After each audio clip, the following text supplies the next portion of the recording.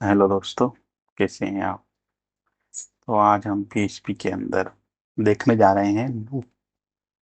तो लूप से पहले हम बेसिकली एक चीज देखते हैं कि पीएचपी का कोड किस तरीके से रन करते थे। तो अब पीएचपी के अंदर हम पीएचपी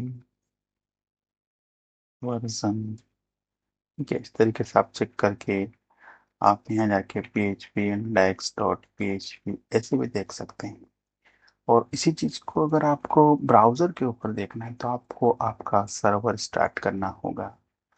सर्वर स्टार्ट कैसे किया जाता है? जैसे हम सेम पे गए, यहाँ पर क्लिक किया, ये MySQL है तो जो डेटाबेस एक्सेस करने के लिए जरूरत पड़ेगी, बट मैं डेटाबेस एक्सेस नहीं कर रहा हूँ। तो आप सीधे जाके यहाँ पर ये एक्सेस कर सकते हो। ठीक है, तो यहाँ पर आपको दिख रहा है। इस चीज को आप देखेंगे आपके कमांड प्रॉम्प्ट में, तो आपको यहाँ दिख रहा है। ठीक है, तो इस तरीके से ये काम करता है। तो गाइस, हम समझते हैं कि लूप होता क्या है। तो लूप का मतलब क्या होता है? किसी भी चीज को बार बार, जैसे ये प्रिंट है, मुझे इसको एक से ज्यादा बार प्रिंट कराना है। ठीक है, तो इस चीज को मैं रिपीटेशन कर रहा हूँ। तो इसी काम को मैं अगर चाहूँ तो कैसे किसी ऐसी चीज या ऐसा काम दे दूं कि जो बार बार अपने आप होता रहे, या आपको जैसे कोई टू का टेबल लिखना है या कोई सा भी टेबल लिखना है, तो आपके पास एक लॉजिक होता है कि नंबर्स कहाँ से कहाँ तक, जहाँ तक लिखना है, और इनटू जो जिसका टेबल लिखना है।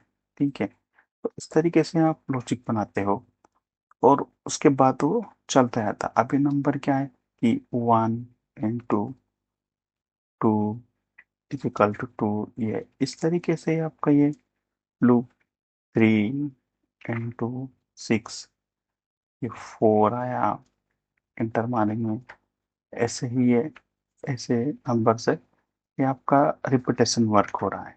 तो इसी चीज को हम कैसे पीएचपी में लूप की हेल्प से सोल्व कर सकते हैं? तो लूप के लिए हमारे पास बेसिकली 4 तरह के लूप पीएचपी के अंदर होते हैं। तो पहला जैसे हम देखते हैं कि हमारे पास में जिस जिस लूप का एंडिंग या एंड पॉइंट हमको पता है, मतलब कि हमें कितना उस लूप को रन करना है, तो उस केस के लिए हम यूज करते हैं फॉर लूप। जैसे कि मुझे किसी टेबल को, टू के टेबल को टू से, मतलब 1 से तो 10 तक लिखना है, ये मुझे पता है। तो मैं क्या यूज करूंगा? फॉर लूप का इस्तेमाल करना चाहूंगा। ठीक है, या कोई वैल्यू मुझे पता है लेकिन मुझे कोई डेटा फेच कर रहा हूँ या किसी चीज का इस्तेमाल कर रहा हूँ, तो मैं वाइल लूप का इस्तेमाल करूंगा। और वाइल लूप और वाइल लूप का दूसरा होता है टू वाइल लूप। तो उस केस में क्या होता है कि उस केस में अगर आप, आपका जो स्टेटमेंट या कंडीशन आपने जो लगाई है, अगर वो एक बार भी ट्रू ना हो, बट आपका एक स्टेटमेंट प्रिंट हो या एक बार फंक्शन चले, तो उस केस के लिए आप इस्तेमाल करोगे डू व्हाइल लूप।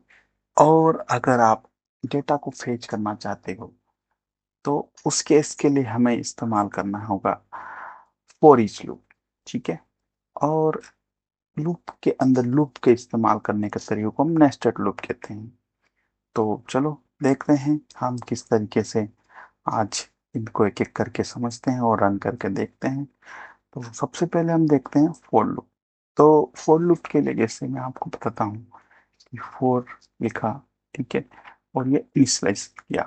ठीक है, कोड आया यहाँ पर, इसने टू का टेबल मुझे बना के। तो आई क्या है?